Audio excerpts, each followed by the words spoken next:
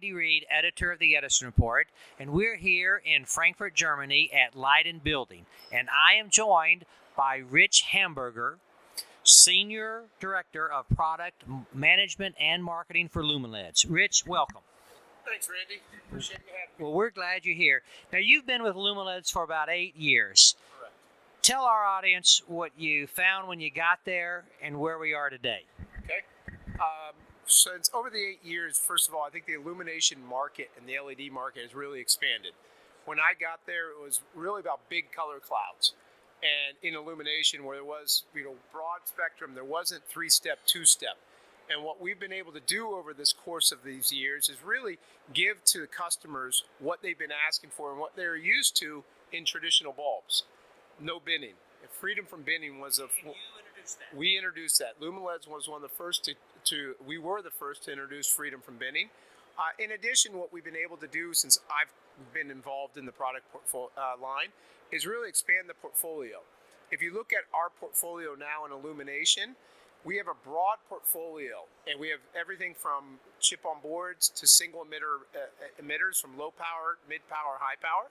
We have a color portfolio on this one. We also have in the high power range, we got different types of packages now, from anything from a 200 lumen all the way up to 1100 lumens under a single dome.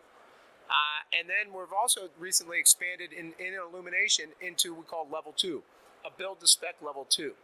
And the whole purpose of this broad portfolio is to enable our customers to differentiate their products in the marketplace, because we're trying to give them different solutions. Some people might be delivering a product for tight center beam candle power, and somebody else might be looking for one for more of an omnidirectional. And through our broad portfolio, we've been able to enable them to win in those segments. And I'll be going over to your booth later on, and I look forward to learning a little bit more about March. What is it? MidPower March, which I think is a very clever marketing campaign. But explain to our audience a little bit about the features and benefits of MidPower versus HighPower. Well, first of all, I think the market's going to be changing over time. The definition of mid-power and high-power, they're starting to blend a little bit now. And I think it's going to be more about lumen levels. But currently, the way the market sees it, or at least my view of it, is people look at mid-power as products that go up to maybe 200 milliamp, 240 milliamp, where high-power traditionally started at 350 milliamp, and now it's typically running up 700 milliamp and higher. In one of our products that you'll see over in our space in high power is our new Luxion N, which is optically compatible to our Luxion TX, one of the market efficiency leader, but yet it can go all the way up to 2 amp. And so what you're doing is really enabling a whole new set of design features for customers by getting the most maximum lumens out of a single package while meeting desired lumen per watt. Customers can reduce LED counts. They can reduce reduce costs, reduce system design by having fewer packages in there, so they can work on different heatsink designs, different luminaires. So a bit of design flexibility in that. And then in the mid-power package, some of the other key differentiators that you're looking for in this is lumen per watt typically leads in the mid-power or low-power portfolio.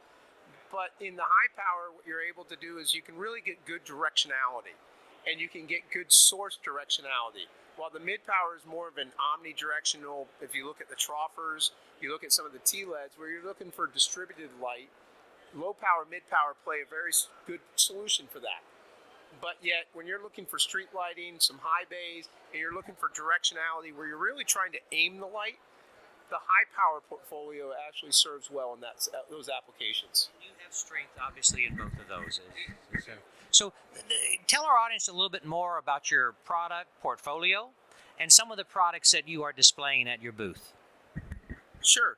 When we look at our illumination portfolio, you look at it from a couple areas. We've got, as I said earlier, we mentioned and expanded our broad portfolio to where we have high power, we've got chip on board, we've got mid-power, low power, we have a color portfolio on this one, and then we have I'll call it our level 2. If you come over first on the chip on board, we have a lot of exciting new things going on here. And in our chip on board, besides just moving up to 140 lumen per watt in our core range, which that efficiency-wise is leading in the industry. We've also really been able to help our customers win by understanding the applications where chip on board plays. And we've come out with a whole new series of spectrally enhanced product called the Stylus series. And the Stylus series is focused on retail, where we have a whole new, we're taking advantage of what we knew in crisp white. If you remember, Chris White won the Sapphire Award last year. And on that, it's because it's making the whites whiter. And we understood that in the market, in retail, that's what sells merchandise. And so we've taken that knowledge to other places of retail. We've come out with crisp colors on this one to make the other colors really come to life, the blues, the reds. We have another product in the marketplace that's also focused on meat. So if you look at crisp color, you can really make the marbles and the reds come out in the meats by adjusting the color points. But to do that, you really need to understand the applications. So in the Stylus series, we do have our, from our portfolio, our crisp colors. We do have an atmosphere, which is more about hospitality type of settings, trying to create the right ambiance. And then we have Fresh Focus, which is more in the produce supermarket area where you're trying to make the meats, the vegetables, really bring out the colors of those and make those look fresh like they typically are in natural sunlight. Okay. This leads me to the question. I'm hearing a lot of talk at the show about dimming warm. Your products will do that? There is, what you're talking about is warm dimming. And what people are trying to do in the industry is trying to take maybe a color point of maybe 4,000K, and they're trying to go down to 2,200K on this one. And we do have some solutions using our matrix solution. If you come to our booth, we have a really unique solution in there of doing warm dimming in a circular downlight, where we've been able to take advantage of our MidPower capabilities and our knowledge, and also our level 2 knowledge, and create a product in our level 2 where you can have some warm dimming. We also have that in a more of a tight LES using in our matrix solution, using one of our core products called Luxeon Flip Chip White, which enables people to do the warm dimming also. So we're helping customers do that. It's still an early stage, I think, from a market standpoint where people are testing it out. Is this what the market applications are really looking for in the professional space? But we're enabling customers to do that, to go test it. I read a press release not too long ago about the Luxeon 3535L. That seems like a fascinating product. I think over 200 lumens per watt. Correct. Yes, we're coming out with the 3535L. We're upgrading this product to the 3535L HE Plus. And this is the one that's the high efficiency version of L. L is a full range of portfolios. So when a customer goes to design, they don't always need the brightest.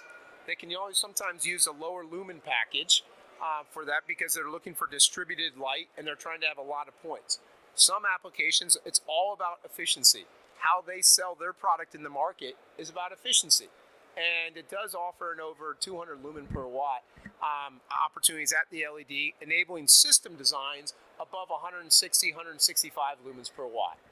That's incredible. And the color rendering? Color renderings are, in that package, there'll be 80, 90 CRIs in those packages, also, which is standard per our 3535L. Okay, interesting. So we're here in 2016, and you've explained a little bit about what you're doing. We get together in 4 years. What will the industry be? What will we talk about? 300 lumens per watt? We can't go that high, right? Well, it all depends on how you're going to drive it. But obviously, I'm not one to predict the future on this.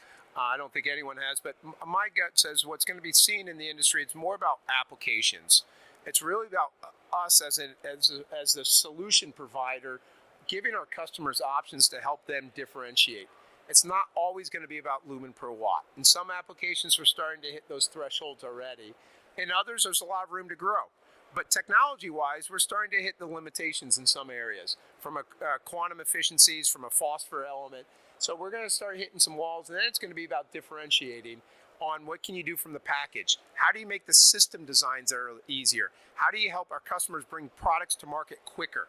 And that's where I think Lumileds is focused as we're looking into it, as we transform ourselves into a light engine provider through our matrix capabilities. where we can help our customers get to market quicker with better solutions and help differentiate, enabling them to win.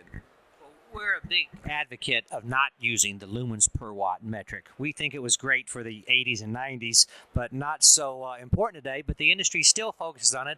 What about lumens per dollar? I think the lumen per dollar is going to transform into system lumen per dollar. Okay. For a while, it was about cut sheets.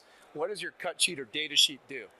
And then eventually people started transitioning, as the industry got more mature, looking at, well, really, it's not just about how many lumens you can deliver off your data sheet.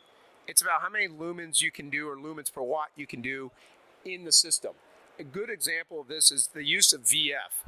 One of the things that I think that people forget about is the value of VF in a product. If you look at our HighPower portfolio in our Luxion TX, we have a max supportable bin of 2.85, which we think is industry leading. Now, people don't always notice that on a cut sheet, but when they put it into a system and the value it brings in the system, helping customers achieve the best lumen per watt in a system or best lumen per dollar per system, because they can use different heat sink materials, different heat sink size, people forget about that. And so I think, like you said, it's going to be moving from lumen per watt to about lumen per dollar at a certain efficacy in a system. And that's where I think where the keys are going to move to. Okay. Well, Rich, thank you so much for sitting with us today, and I wish you a great show, and I look forward to seeing your booth. Thank you, Randy. All right. Appreciate the time. Thank you.